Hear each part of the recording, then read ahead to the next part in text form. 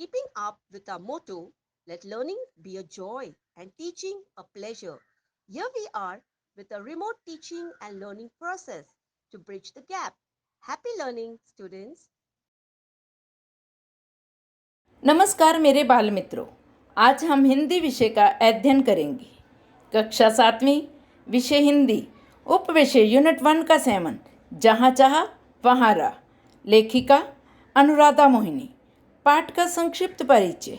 इस पाठ में बताया गया है कि जीवन में आने वाली मुश्किलों से निपटने के लिए दृढ़ संकल्प, लगन, एकता व श्रम ही एकमात्र उपाय हैं।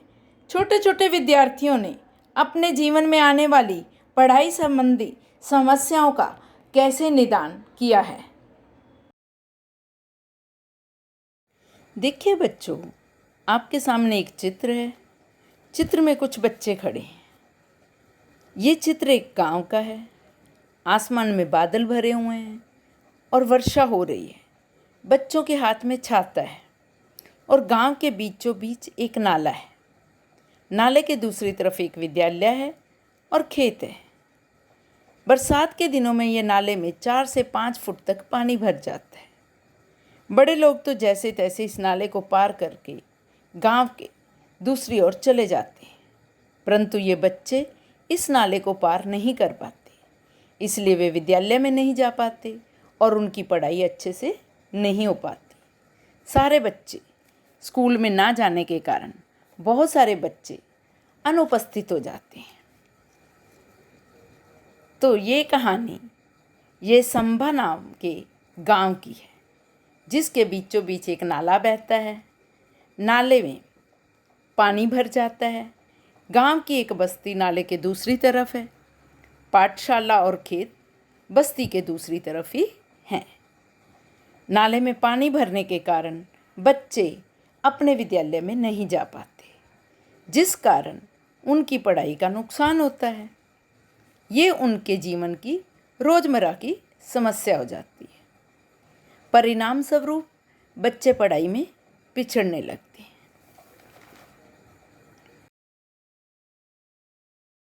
देखिए बच्चों, आपके सामने एक अभी दूसरा चित्र है। इस चित्र में कुछ बच्चे दिखाई दे रहे हैं। वे वार्तालाप कर रहे हैं। बरगद के पेड़ के नीचे एक चबूतरे पर वे लोग बैठे हैं और वे आपस में कुछ बातचीत कर रहे हैं।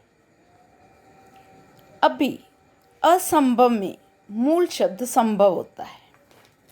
बच्चे भी इस असंभव को संभव कर कर दिखाना चाहते हैं। एक दिन भारी वर्षा होती है। बहुत सारे बच्चे स्कूल में नहीं जा पाते।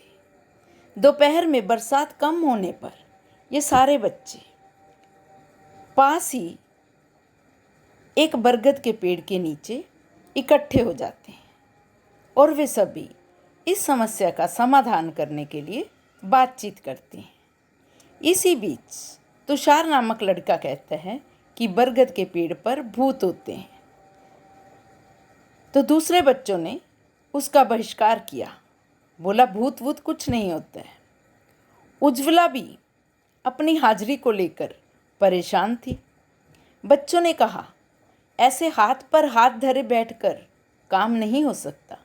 देखिए बच्चों, हाथ पे हाथ धरे बैठना एक मुहावरा है, अर्थात चुपचाप खाली बैठने से समस्या का समाधान नहीं होगा।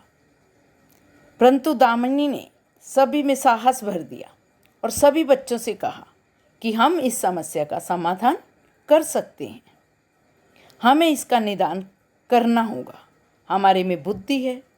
सभी ने इस बात पर गंभीरता से विचार विमर्श किया। आशीष ने कहा कि हम रोज़ स्कूल पढ़ने जा सकते हैं। हम इस नाले पर पुल बनाएंगे। आशीष ने आत्मविश्वास जतलाया।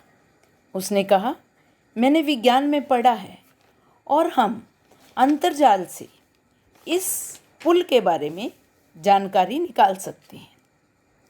पुल बनाने का विचार जंगल में आग की तरह गांव में फैल गया। गांव का हर व्यक्ति इन छात्रों की प्रशंसा कर रहा था। देखिए बच्चों, जंगल की आग का अर्थात होता है झटपट बात का फैल जाना। तो ये बात की प्रशंसा के लिए लोग आगे बढ़े।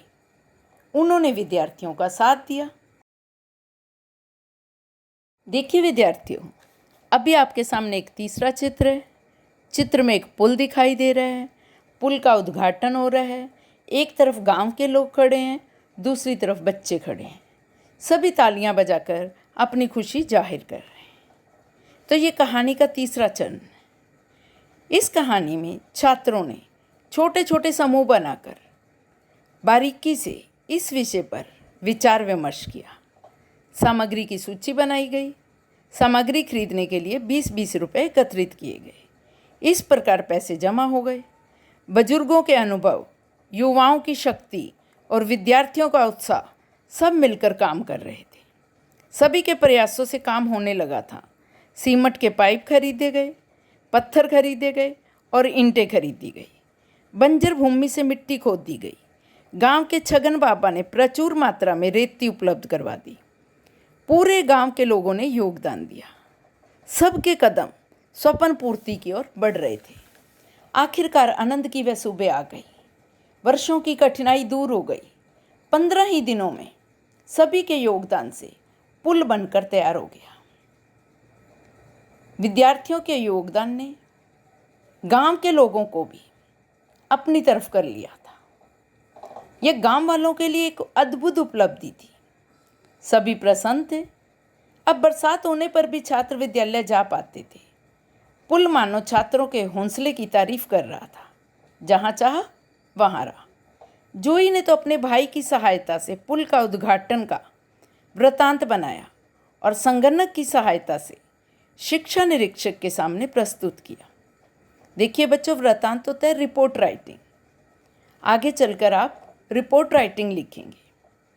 संगणक होता है कंप्यूटर। तो छात्रों ने कंप्यूटर की सहायता से पुल कैसे बनाया गया उसकी रिपोर्ट लिख दी। तो बच्चों, इस पाठ से हमें यह सीख मिलती है कि यदि हमें अपने सपनों की पूर्ति करनी है तो हमें भरपूर श्रम करना होगा, एकजुट होकर रहना होगा, संगठित होना होगा, तभी जाकर हम अपने सपनों की पूर्ति कर सकते हैं। बच्चों, पूरा वीडियो देखने के लिए आपका धन्यवाद।